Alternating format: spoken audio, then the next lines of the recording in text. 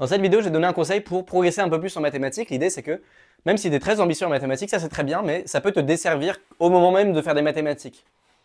Dans le sens où on a un peu un double mode quand on fait des mathématiques. On a le mode où on se confronte dans l'exercice, on essaie de comprendre ce qui se passe, ce mode un peu plus où tu es vraiment sensible aux énoncés de l'exercice, tu es vraiment pas en train d'essayer d'arnaquer, mais tu es en train d'essayer de comprendre comment les choses fonctionnent, tu es en explorateur, tu t'adaptes au terrain que l'exercice te donne au lieu d'essayer de lui imposer tes propres mauvaises intuitions ou d'essayer de lui imposer un peu la manière dont tu vois les mathématiques. Tente vraiment dans ce mode-là explorateur où tu cherches à comprendre comment l'exercice fonctionne. Donc on a ces deux modes-là. On a le mode où on essaie de comprendre l'exercice et on a le mode où on essaye un peu plus de modeler l'exercice par rapport à nos intuitions actuelles.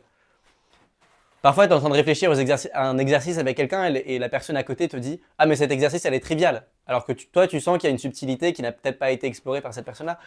On a parfois ce mode-là où on est ambitieux, on a un programme à tenir, on est exigeant envers les mathématiques et on essaye de les plier un peu à notre volonté.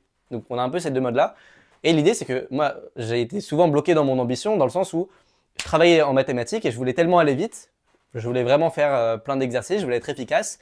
Ce qui faisait que quand j'étais dans un exercice, j'étais un peu réticent à accepter, enfin à abandonner mon ego, à accepter le fait que je comprenais pas l'exercice, à laisser tomber toutes mes connaissances. Parce que quand tu fais cet effort-là de te confronter à l'exercice, tu laisses un peu en arrière toutes tes connaissances, tous tes présupposés, toutes les sortes de consensus qui régnaient un peu dans ton esprit et tente dans l'exercice avec une ouverture d'esprit.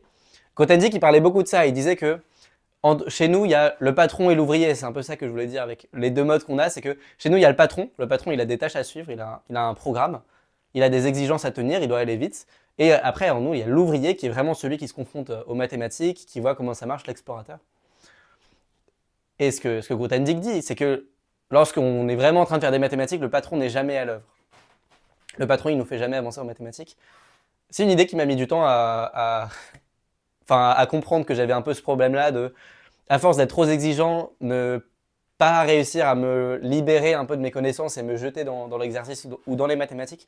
Donc voilà, mon conseil pratique pour toi, c'est ne pense jamais à tes exigences ou alors ne pense jamais à juger l'exercice, enfin ne pense jamais à juger la manière dont tu travailles, c'est-à-dire que oublie le patron quand tu travailles. Moi, ça m'est arrivé, je travaillais, je me disais « Ah mais je suis pas assez productif, faudrait que j'aille plus vite, faudrait que je fasse ci, faudrait que je fasse ça ». Et quand tu penses à ce genre de choses, tu ne te lances pas dans l'exercice. Et c'est facile pour ton cerveau d'entrer en mode patron, parce que ça libère de la dopamine. Notre cerveau, il ne peut pas différencier le fait de faire des mathématiques et le fait de penser à faire des mathématiques.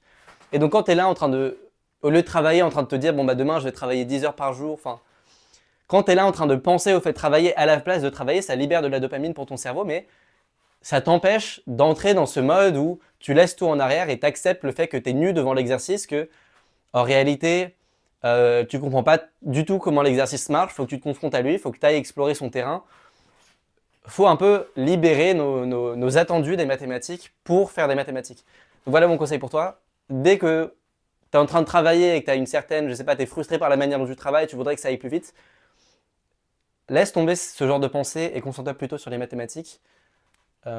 Parce que d'une part, c'est comme ça que tu vas vraiment faire des mathématiques, parce que d'autre part, c'est plus agréable. On a souvent l'idée que, bah non, ce qui est agréable, c'est un peu plus facile de penser à faire des mathématiques que de faire des mathématiques. C'est un peu ce que je disais tout à l'heure, c'est toujours plus facile d'être en mode programmation, d'être en mode patron quand tu fais des mathématiques. Mais les études montrent qu'en réalité, lorsqu'on est en train d'accomplir une tâche, on est au plus heureux. C'est-à-dire que si je donnais à des participants un bouton qui bipait de manière aléatoire et ils doivent dire s'ils sont heureux ou non, on est plus heureux lorsque on est en train de réfléchir à rien d'autre que la tâche. Donc typiquement, tu prends des sportifs et tu leur dis de faire un sport et ceux qui sont complètement présents dans le sport sont plus heureux que ceux qui sont en train de réfléchir à plein de trucs, en train de réfléchir à « oulala, mon match il se passe mal, faut que j'aille faire ça, faut que j'aille faire ci ». Ceux qui sont à fond dans le match et qui ne sont pas en train d'avoir des exigences personnelles avec eux-mêmes sont plus heureux et sont bien sûr plus efficaces. Et c'est la même chose en mathématiques. Plus tu penses aux mathématiques et moins tu penses à autre chose que des mathématiques, plus tu vas être heureux et satisfait de la manière dont tu fais des maths. Donc c'est un peu paradoxal. Moi, ça m'a pris je pense que ça m'a fait perdre beaucoup de temps, mais la morale, c'est ne sois pas le patron quand tu fais des mathématiques. Et lis ce livre d'Alexandre Grothendieck, c'est expliqué bien sûr, comme tu t'en doutes, bien mieux que moi. C'est quelqu'un qui est